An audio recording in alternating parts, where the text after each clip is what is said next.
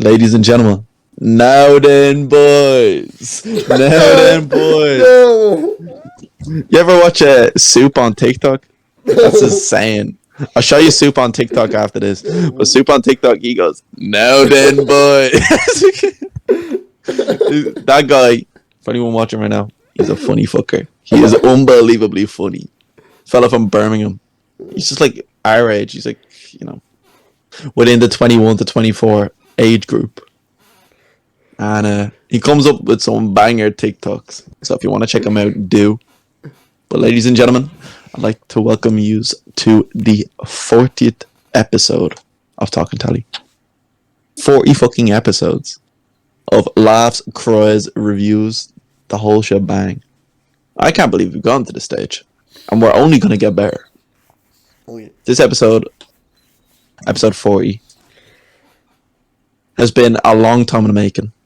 What's it been? 8-9 months? I think it's been 9 months in the making. What, this one episode? No, as in like TalkingTelly in general. No. Long. No, it's been more. How long has TalkingTelly been going on for? I think it's 8-9 months. Guess. That's what I'm saying, 8-9 months. Guess. No, a year. The build up to this moment Over a year. has been over a year. Yeah, April 8th is when you first started. Oh dear God, folks, I'm losing track of time. This is what happens when you fully immerse yourself in movie critiquing. You lose track of what's precious to you. The days have gone past. My canon event was April 8th, 2022. Yeah, actually, yeah, that's episode 2. We'll never have episode 1 because I didn't record it properly. Oh dear God. That's a canon event right there. Misrecorded episode 1. Only recording like 10 seconds of it. Oh no, God. Not having the VOD on because that's not how, because you have to like enable it for some reason. God. Hey, Oh my God. Hey, look, Roman's saying we're gonna get sponsored by Rain Channel Legends soon. We better. We better. We'll take it. I'll chill. They're coming in after this video, folks. They're coming in after this video.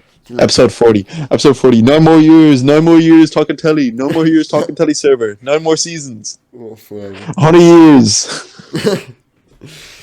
Well, look. Folks, today we're talking about Spiderman Across the Spider-Verse. The second installation in the Miles Morales trilogy brought out by Sony Pictures.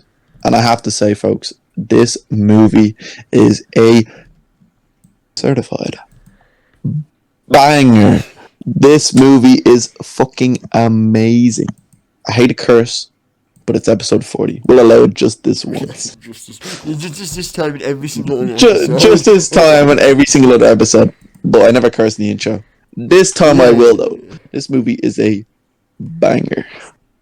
From start to finish, the art styles, cinematics, the cinematography, it's all on point. It's clean. It's clean. The individual art styles for each character are brought out perfectly on the screen. And I feel like with the recent news that the third chapter is not to be released until 2026. Usually 2026. 2026. No, Look it up. You're bugging. You're bugging. No, look it up. They only released it like last week. No. They released the news last week that it's going to be 2026 for the third. March 2024. No. I mean right now, delayed till March 2024. No. What do you mean Look it up again. What do you mean no? I'm lately gonna find it for you right now. I'm lately gonna find 4 days ago published. Delayed to March 2024. Watch this point now. Why now? Sure. On my mother. Yeah, your mother's a liar. Not on my brother, on my mother. Yeah, that's what I said. Your mother's a liar. I thought you said your brother's a liar. I was like, hold on a minute. What? Nah, 2024. 2024. 301 days away from 8th of June. Fellas, count down the days. That's what it says here. Fellas, count down the days. Like, that is how good this movie is. Because if you didn't realize it, this movie is it's the second part of a trilogy. And I feel like there's not that a big spoiler to say now. I feel like everyone kind of knows. Oh, but yeah. Coming into this movie, I did not expect it. I thought, if you asked me, will there be a third one, I would have said probably. But never in my mind was I expecting this to be the part 2. You know what I mean? I never expected this to be like Deathly Hallows Part 1 to Part 2. Do you know what I mean? I never expected this to be the Attack of the Clones to the Revenge of the Sith. Except it's actually a really good movie. Because, firstly, you mentioned it, we have to talk. I feel like I need to give a special shout out to the looks and cinematography. Because obviously everyone knows Spiderman Across the Spider-Verse or Into the Spider-Verse was a great looking movie. Everyone knows that. The unique way that they normally, the way they slow down the frames. Because a normal movie is recorded at 24 frames per second. However, they slowed it down to 12, which is less, so it gives it more of a comic art feel. And it was so good. The original film recorded about 140 animators. It was the biggest movie Sony Pictures made right after the Emoji Movie. And, you know, it was a balling movie. But this movie is actually different gravy. There's scenes, we get to see a lot more universes now, which is the key point in this movie, Across the Spider-Verse. And these universes are so gorgeous. Specifically, Gwen Stacy's universe. She has multiple scenes with her family members in it, and they are actually gorgeous. The colour is changing, and you can just tell it evokes the emotion of and the themes of the actual scene that's happening. And it's quite frankly beautiful. Like, watching it just hits you hard. Now, I also want to talk about, as I mentioned, cinematography, in fights specifically, because the first movie, while it looked great, the fights were good. You know, like, they were good fights, but they weren't, you know, crazy good fights. They didn't blow me away. However, in this movie, it was actually phenomenal. The fights are so fluid. They really you get the sense of, like, him being Spider-Man. I know it's cliche, but the way they're fighting, Spider-Man doesn't just, you know, walk up, punch, kick. It's like he's crawling around, him and all the spider people. It's so unique, because Spider-Man is such a unique superhero. His powers allow him to fight in such a specific, yet basically limitless way, and we get to see that perfectly in this movie, which I love, and I really think that it really helps elevate this movie to another level. We'll talk about direct comparisons later on, but those are some of the main things I thought were phenomenal in this movie. Just getting back to the fighting though, the way every character fights in this movie is very, like, individualistic. No one Spider-Man fights the same. I know they make that like a running joke, you know, like, oh, most Spider-Mans are the same, and it becomes a plot point. Yeah. You know, we'll talk about it in a second, you know, canon events and all that. Most Spider-Man share, like, a history or a previous canon event, so to speak, which connects them all together and makes them the same. But the way the main characters within this movie fight is very individualistic. Not every Spider-Man is the same. Like, Miles has his powers. He has his electric shock. He has his invisibility, and he utilizes them more in this movie than what he did in the first one. We're seeing him grow as Spider-Man. Gwen Stacy is very acrobatic due to her time doing ballet, and she's very, like, loud and abrasive as well. You know, her history being like a rock band. You have characters like Spider-Man 2099. And he utilizes his big muscular frame to, like, dominate his opponents. But he isn't as great when it comes to, like, stealth or, you know, chasing people down. Because people like Miles and, like, Gwen are obviously going to be faster. They're more agile in the air. Like, it looks like Spider-Man 2099 only uses his strength. He's not necessarily, like, an agile Spider-Man, like what we'd know from comics or from movies. Every Spider-Man is different in that sense, and it's a great way to show it. It's not like you're watching a movie and it's like, oh, but, like, they should all be the same. Yeah, it's not like it's just a different costume, you know. It's not like it's just, oh, he looks different than others. I think that's what it's evoked so well. Especially since in this movie we get to see so many spider people. And Oh, there's so many deep cuts. I do think we So need to many give. deep I do cuts. think we need to give shout outs to some of our favorite Spider men and women. Well, of course, I feel like we're talking about like the most prolific ones in the movie. We have to go. They have Toby. They have Andrew. They have Tom. They have Insomniacs, Miles Morales, and Spider-Man. They've got a couple other big names. Like they have. I was actually watching a video on it. Superior Spider-Man, isn't it? Oh, he is. I didn't notice. Yeah, pretty cool. He's in the background. Oh. Bear in mind, they have a lot of like characters in the background, which is kind of shitty. I would have loved to have seen like Superior Spider-Man up close and just missed them, but we don't. We don't see him. We got Spider Rex. Spider. Yeah, I was gonna say Spider Rex, but what's his name? Slinger. Peter Sore. What's his name? Well, I'm trying to think of the Peter Parker pun, but it's Spider Rex. What's his name?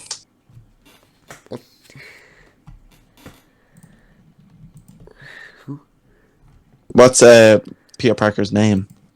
Yeah, like Spider Rex. Oh, it's Peter Parker. Peter Parker. Oh, I can't fucking say it. I can't say it. I'm not even gonna try and say it, folks. Yeah, and we got Web Slinger with the horse. The spider horse. Web Slinger was a good addition. Oh, he was so a good funny. addition. He was pretty fucking funny. Why does the horse wear the mask? To protect its identity. You're like, where's the fucking horse? So many different variations of Spider-Man. Like, most of them, I think, will have a bigger role in the next movie. Probably. Like, I think you'll have like more Spider characters coming in, who have like somewhat bigger roles, or they'll even have lines. Like a lot of them in this one are just kind of like, just there to nod. Of course, that doesn't mean they haven't brought in new characters. Oh. They brought in, of course, I'm gonna call him Old Man Spider-Man. I don't know what to call him otherwise. You know, with his daughter.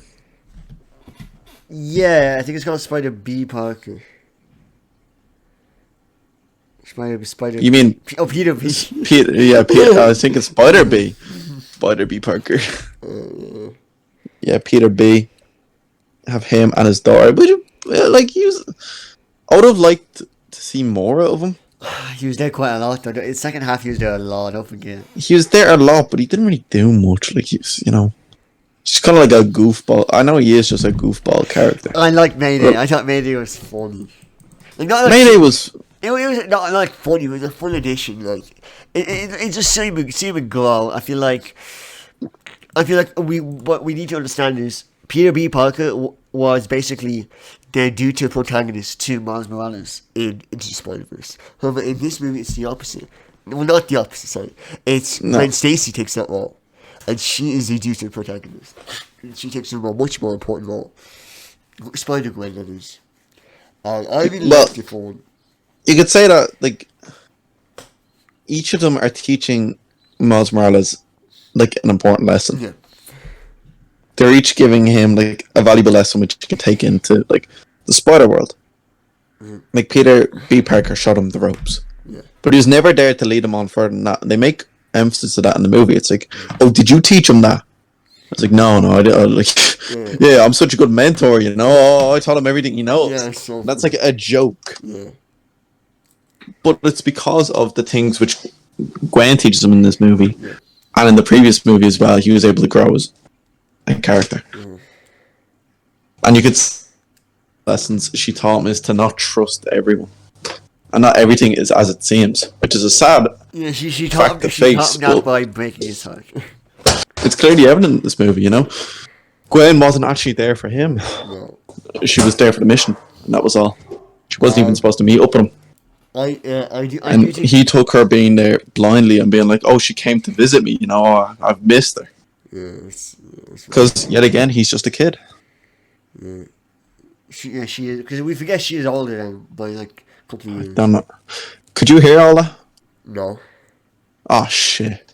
No, sorry, I heard what you said. Is that like I heard all that? So I thought you meant like there's something in the background.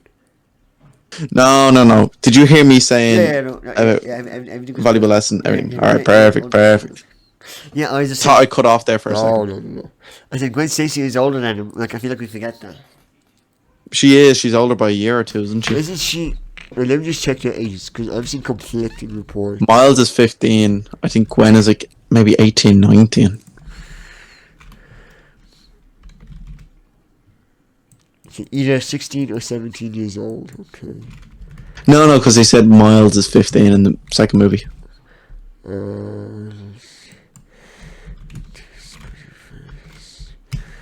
Miles age. Okay, so we can just infer we go. Alright, so 15. So then she would be 17. Okay. She is older and she has had more time and experience being Spider-Man. Of course, you could also argue it's because Miles hasn't gone through his canon event. She's 16. She's 16? Yeah. Okay. You could also argue that Miles hasn't gone through his canon event, so he's still child, like... Well, I guess she hasn't either. She has. She No. lost Peter. Yeah, but he lost, but she didn't lose the cop. She didn't lose her dad yet. Yeah. But it turns out she's not going to lose her dad. Yeah. Which is a twist in the movie. Yeah. Bear in mind, that's why I wanted to talk more about canon events later, just because of the twists which are coming about. Yeah. But Look, you probably should have said it earlier, but look, at this point... it's a full spoiler warning, folks, and we'll have this up maybe in the YouTube thumbnail or something, just full spoilers for this movie. Anyway, we'll get back to it. Fully invested now. We might as well go through canon events while we're here. So, canon event, folks, are pretty much, they describe them in the movie as what makes Spider-Man Spider-Man. And it's to go through Lost, to have a canon event, as in like canon from comics. Yeah. Every Spider-Man iteration goes through the loss of a loved one. So it can either be like Uncle Ben, or it could be like family, or it can be just a loved one who teaches them with great power comes great responsibility. Teaches Spider-Man that important lesson so that they can grow to be the hero they are. And the second one is the loss of a police captain, or captain who you've grown to trust. Which I never knew was a thing. I don't think it is a thing. Like, canon events aren't a thing, you know? Yeah, I know, but the way, like, of course, all Spider-Man lose a loved one. I don't think... Like, that's canon across all Spider-Man. Does Miles in the comics lose his uncle? Actually, he does in a... Miles loses his uncle, so he has that canon event, but he doesn't have the second. But what about in the Insomniac games? Doesn't he lose his police officer dad or something? Yeah, he loses his dad. I guess that, his dad was like the captain, wasn't that like some inauguration or something? Yeah, no, it was the bombing, remember? Yeah, but wasn't that like his inauguration? For captain? Oh god, was it? Imagine, oh my god. Oh god, was it? He was on a stage, like...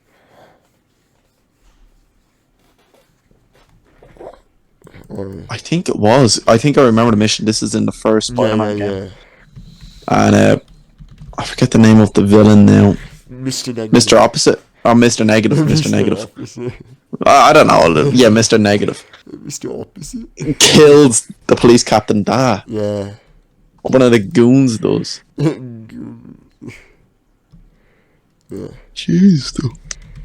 Yeah, so you can kind of see canon events happening. Yeah. You can see them like all throughout, like Spider-Man comics and all that. But of course, I never took notice to the police captain. Wait, I'll just confirm. So he was getting a medal for his heroism, and he got blown up. So basically, Captain. A medal for heroism doesn't mean captain.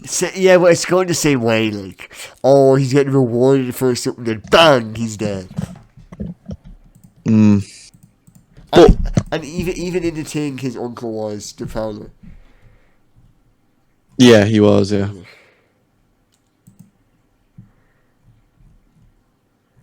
It's interesting, though. The whole canon event things, brings in like a surprising plot line. Yeah, it's interesting. And it helps humanize Spider-Man 2099 as well. Oh yeah, a lot.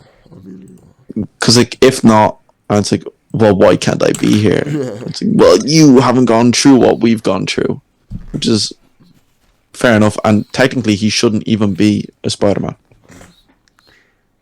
Like, he came from, I'm just gonna call it the Ultimate Universe. I think we're going through the Ultimate Universe with, Miles Morales. or will I just call it? Yeah, Just call it Spider-Verse. yeah. I'll just call it the Spider-Verse, Spider-Verse or whatever. Like, what they explain in the movie is that the spider bite, which Miles got, isn't actually from his Earth. It's from Earth 42, 42. which becomes a big. Yeah, that's what I said. 42. Okay, I guess it's 32. Nah, 42. It sounds like 32, by the way. But Okay. it comes from Earth 42. Yeah. And it was Liv and some of the other scientists were able to bring this spider from Earth 42 to their Earth.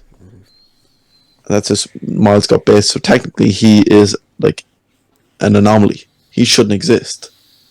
Him as Spider-Man shouldn't be a thing. And it's like playing onto the themes of the first one.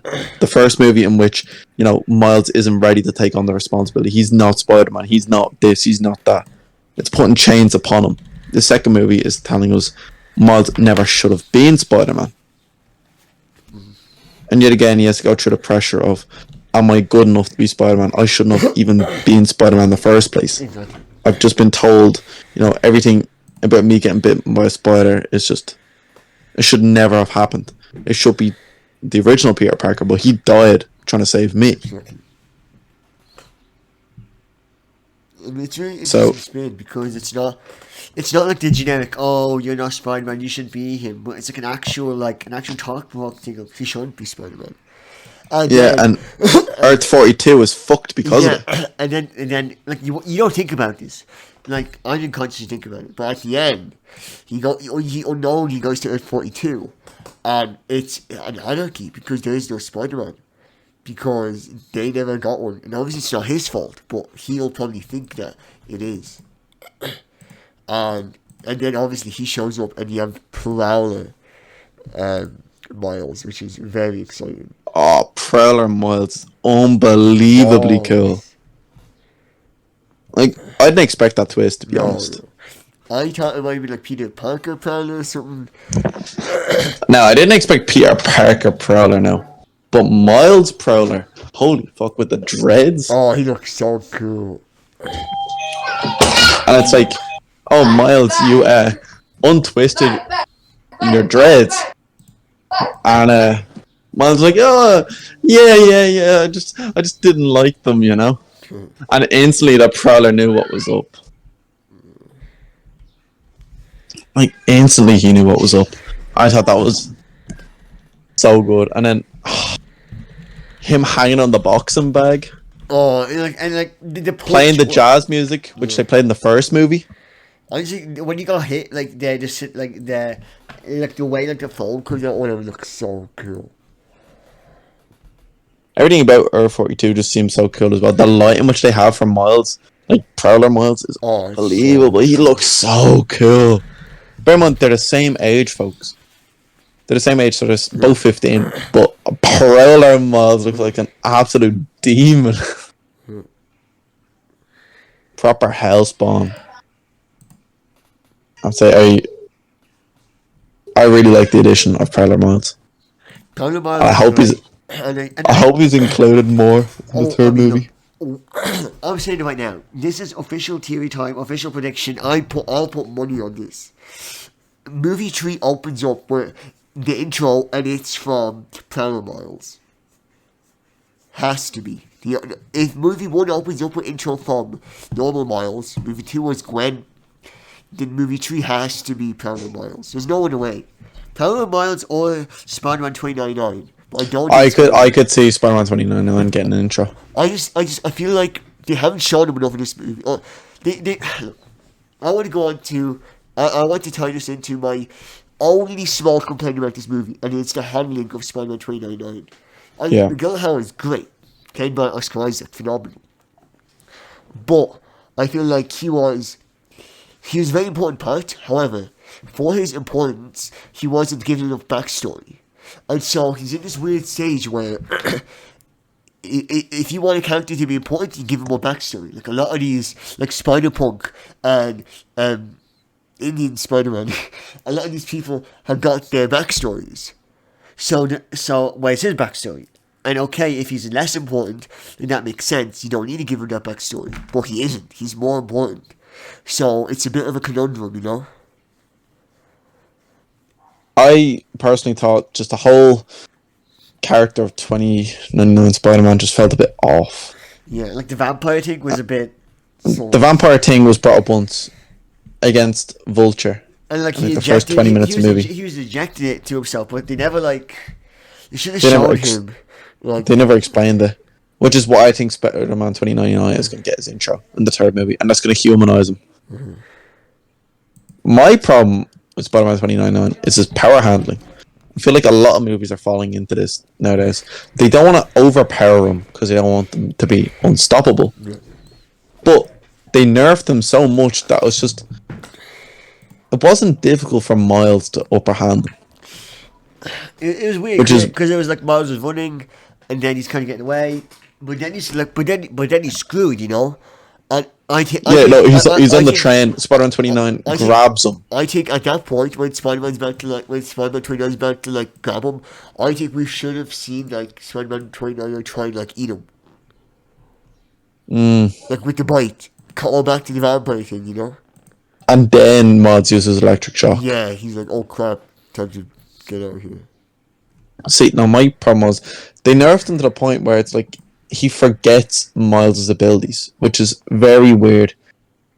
If we remember, they trap Miles at first. Yeah.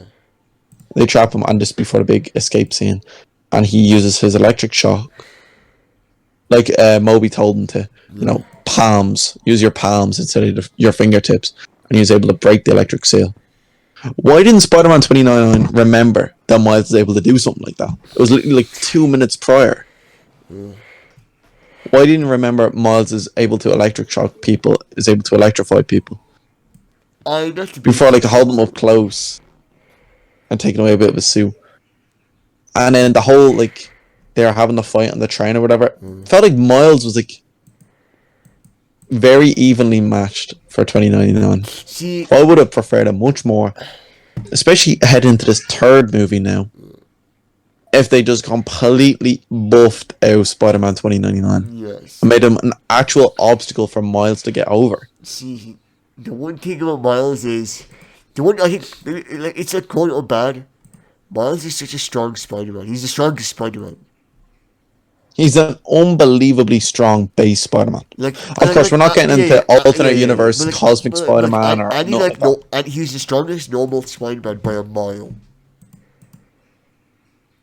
If you think about it, his powers of invisibility automatically increase Spider-Man's stealth. That Venom Blast is actually so strong. Venom Blast, electric shock, it's unbelievably effective. Yeah.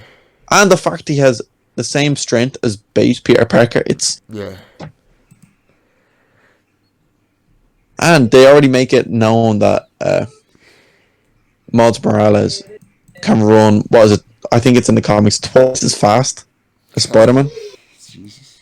Yeah, so they make it that's what the first movie, it's like, instead of web sling, he utilizes his running as well.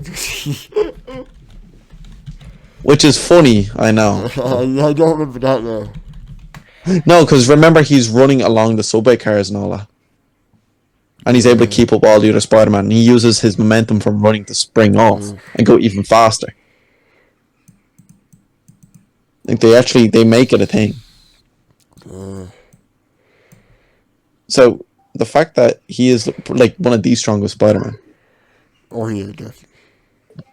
But this movie sets him up as a newcomer, an average, a newbie. Of course he's not going to know he's the fucking strongest. So why did he pin Spider-Man 2099 to be the strongest, but he is the leader, and Miles can almost take him out? Yeah, I agree. I think that, and I think my final critique is, this isn't, I think I want to tie this into my overall opinion of the movie. Which I love this movie. However, if you'd ask me, is this a better movie than the first one? I'd probably say yes.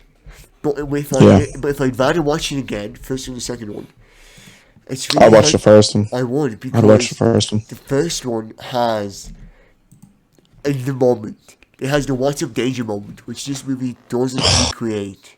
It tries to when he's coming back to his, and it's a really good scene. It's a very, very good scene when he's coming back to his and the music's playing. But what's up danger is one of the best scenes I've seen in nearly any movie. The rush you get, the sheer goosebumps when he jumps off that skyscraper is so, and the shot of him falling like up.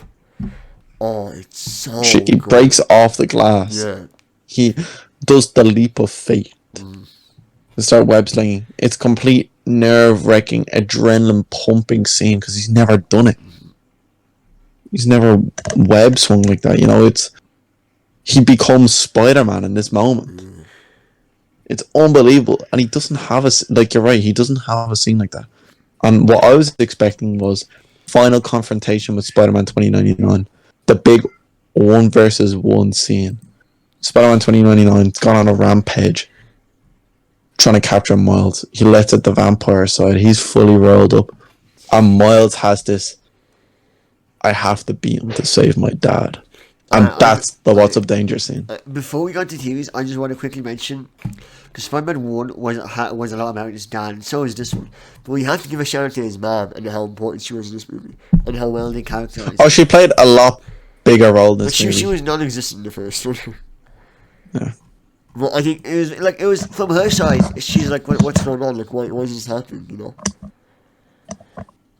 Because she knows something was up. She has the mother's instinct. Yeah. And, you know, in the first movie, Miles was able to play it off, you know. This movie, he's not getting away with it anymore. Of course, he comes so close every single time to saying it. And eventually he says it. He says it to her. He's like, I'm Spider-Man. Oh, God. And she's like, what? What are you talking And it's like, who's Spider-Man? Is that like a cosplay thing or something? Miles like, what? Turns out he's on the wrong fucking earth. It was such a gut-wrenching scene. This movie's definitely more deep than the first one. No, that was like the biggest what the fuck. Yeah. It was probably a bigger what the fuck than, I had to say, you know, like Doc Ock in the first movie. How Liv is actually Doc Ock. It's not as big as a what the fuck scene, but I remember that scene. I love being that. like, I think the Liv I remember being one- like, what the fuck? I think the Liv one was more like fun, you know. Oh, that was like a fun what the fuck. I do have to say that was that was really good. But that was different, you know. That was like a whole, hey, this is a funny way to like fight this boss. A fun, like it was a fun way to introduce this boss as well. Yeah. Completely made sense for the movie. But I think with that, what are we giving the final score? Final score for this movie? I feel like I have something to say. Don't I said this. Wait, why is that before the parents? I can't remember, boss. I can't remember, boss. Look, first things first. We never mentioned Hobie. Hobie, Spider-Punk, cool guy. Hobie was so cool. And guess who plays him? Look who plays him right now. Kaluuya. Yeah, Daniel Kaluuya. I want to read out the cast for this movie, by the way. Oh, the cast is Let me get ready. Okay. Haley Steinfeld as Spider-Gwen. Oscar Isaac as Spider-Man 2099. Daniel Kaluuya as Spider-Punk. Jason Schwartzman as Spot. Andy Samberg as Ben Riley. Andy Samberg plays Ben Riley? Yeah. What the fuck? The guy from Bullet Train, the black brother, Lemon. Lemon is in this movie? He plays Jefferson. He's the dad. What the fuck? Yeah. Obviously, Donald Glover, Toby, Andrew. Mahershala Ali as Prowler. Like, this movie's outrageous. And, like, these are not just cameos. These are very important characters.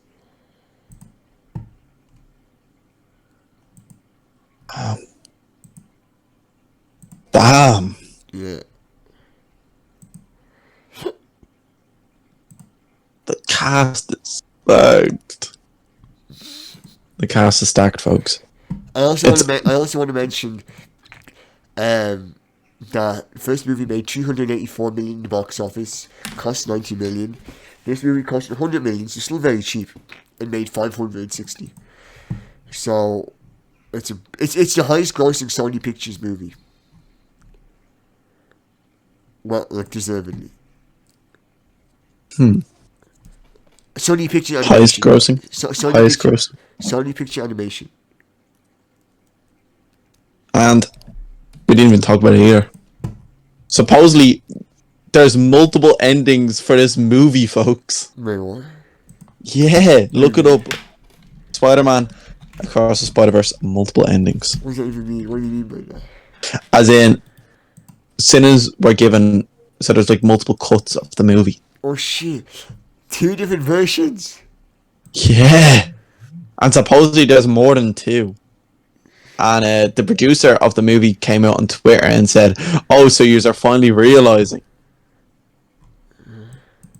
I just thought that was very cool. Bear in mind, it's only like 1 or 2 small changes. Yeah, like Andy's like different dialogue for Andy Samberg. yeah.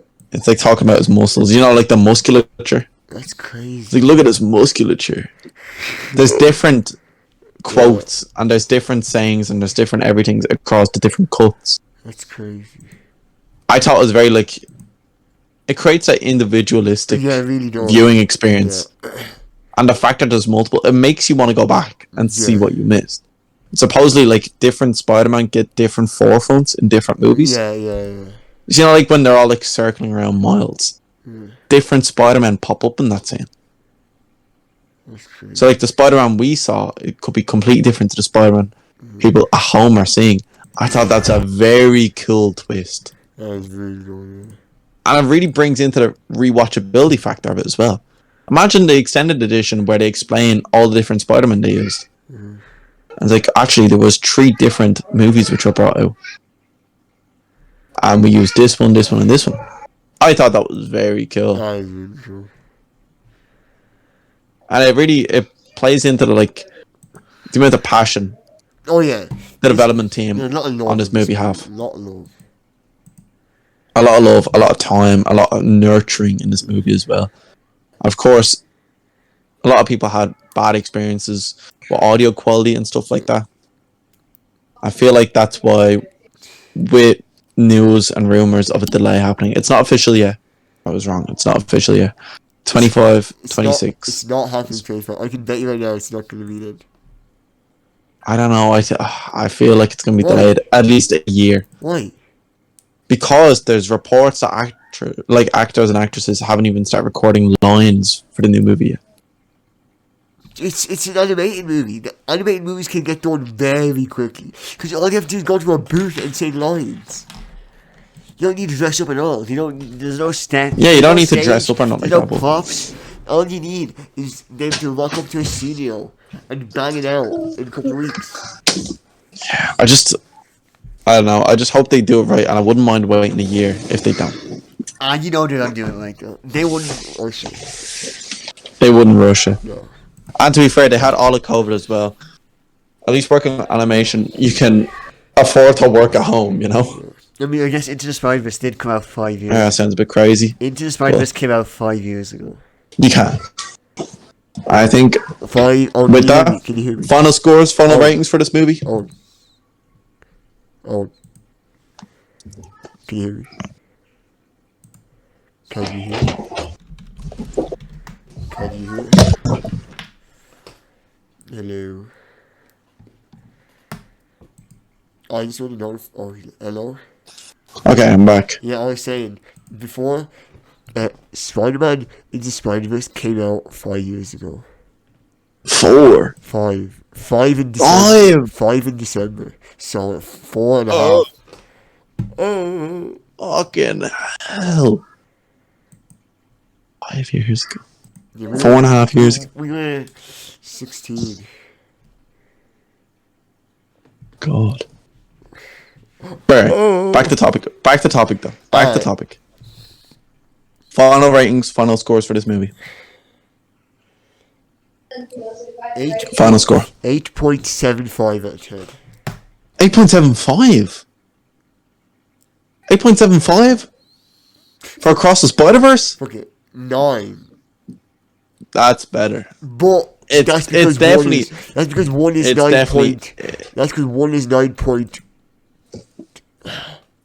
I don't like ranking one above it because like the vulture fight scene was so goddamn good, but one just hits different.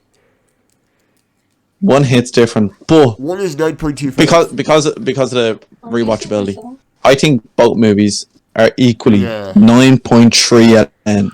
Oh, 2.5. For like different reasons. I think 9.3 out of 10 is perfect. Of course, they could have done more. 9.3 is such a disgusting number. I thought the audio at the start was a little bit lackluster. They could have made it a little bit louder. I think maybe that was the complaints people have about audio quality. And if that was the case, then I definitely experienced it. Okay. Especially for like Spider-Gwen's like starting scenes. I could barely hear a word. It felt like murmuring. But overall, I'd give 9.3 out of 10. 3 is such a weird number, I don't like it. 9.3, yuck. Alright, were you able to hear that? Yeah, I can hear everything you're saying. Alright, just making The sure. pod That's hears gonna as like well. give me it. Alright, Like, perfect. I've been perfect, talking and like you've been cutting straight through me. Wait. So you were talking and I was cutting through. No, like there are times in this podcast where I'm talking and you're talking and I jump in to say something and you don't miss a beat. Wait, really? Yeah, I found it funny. Like we'll talk about it later. Okay. Yeah, I'd say But- 9.25. 9.25. 3 is such a yucky thing. Nah, I give it a 9.3 because I knock it down 0.2 for the audio quality. I knock it down 0.2 for the Spider-Man 2099 character. I knock it down 0.2 for power scaling in this movie. And I knock it down 0.1 for not having enough of Prowler Miles Morales. Tyler. I definitely want an interrogation scene. And you know what? PG, No, you're not gonna get, like, bad. Fine. I won't knock it down for that. I'll knock it down for bringing in Nanoboy. Fucking Nanoboy. Nanoboy. Who is this bum-ass character? Yeah, He's Nanoboy. never been in the comics. That's the bum-ass character. Nanoboy gives it a -1. No, minus 0.1, folks. No, -1. Yeah, that's fair. Minus 0.1. I think with that, folks, I'd like to thank you again for listening to episode 40 of Talking Telly. It's been a blast watching this movie, and I cannot wait for the third movie to come out. Of course, praise the Lord, hopefully we'll be there to review. If not, we'll probably come out with a video in the next couple of weeks analysing each character from this. Yeah, no, I think good topic idea right now. Theories and predictions and future character references in Spider-Man Beyond the Spider-Verse. I think it's a good video. A lot of news coming out at the moment for it. So, I think with that, folks, I'd like to thank you once again for listening to the Talking Telly podcast. And I hope to see you again. Maybe sometime next week. When hopefully we will be reviewing Indiana Jones 4. Yeah. And I pray it's as good as what people are saying. I pray it's as good as Crystal Skull. Alright, see you anyway. Right, see you folks. Goodbye.